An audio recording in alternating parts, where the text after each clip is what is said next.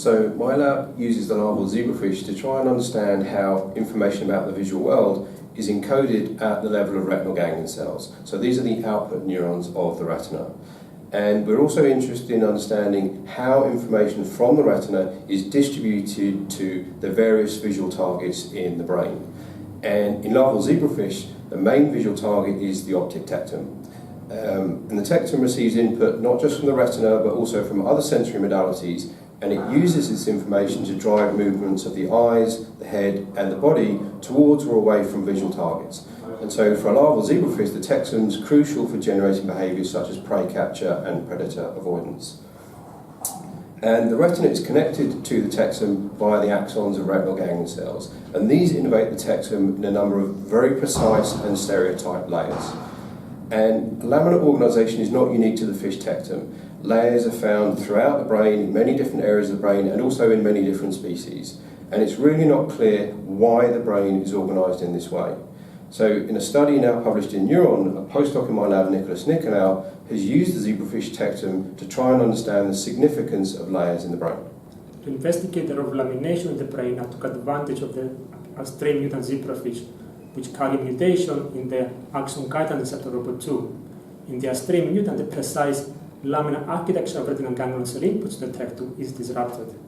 We exploited this phenotype to examine how spatial disorder in the retinal ganglion cell inputs impacts the functional development of the tactile output.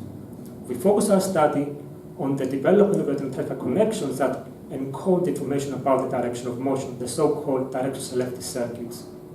To study retinal inputs to astray mutant tectum, I have generated mutant zebrafish that express a genetically encoded reporter of neural activity GCAM3 specifically in retinal ganglion cells. This has allowed us to functionally categorize retinal ganglion cells targeting the tectum and map the spatial distribution of functional subtypes within the tactile layers of wild-type and astray mutant zebrafish. We find that in both wild-type and mutant animals, there are 3 functional subtypes of direction-selective retinal ganglion cells innervating the tectum, which respond to motion in the upward, downward, and forward directions.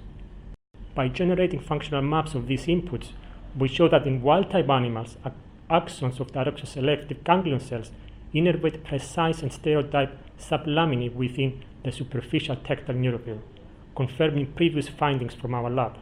However, in astray mutants, the laminar organization of these responses is lost, and direction-selective responses are diffusely distributed in the tactile neuropil.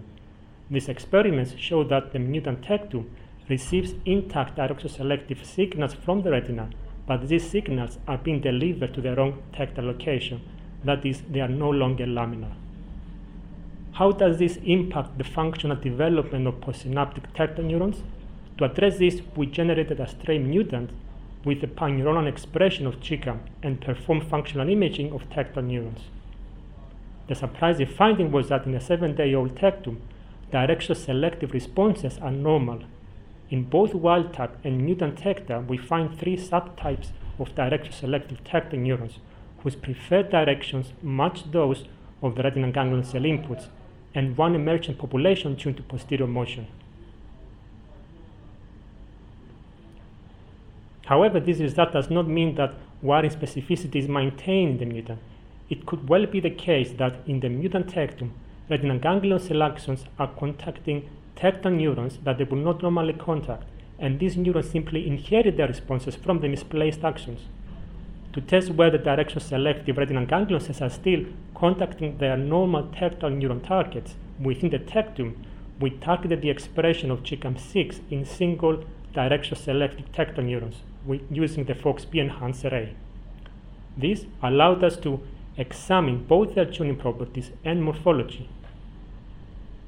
In wild-type tecta, tactile cells tuned to forward motion have laminar dendrites that co-stratify with the axons of direction-selective retinal ganglion cells. When we label cells in the mutant tectum, we find that they retain their tuning to forward motion, but the laminated structure of the dendrites is lost.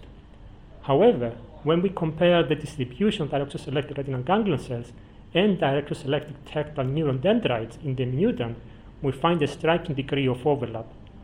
Thus, it seems that structural plasticity within tactile circuits enables direction-selective retinal ganglion cell axons and dendrites of direction-selective tectum neurons to locate one another even when lamination cues are lost.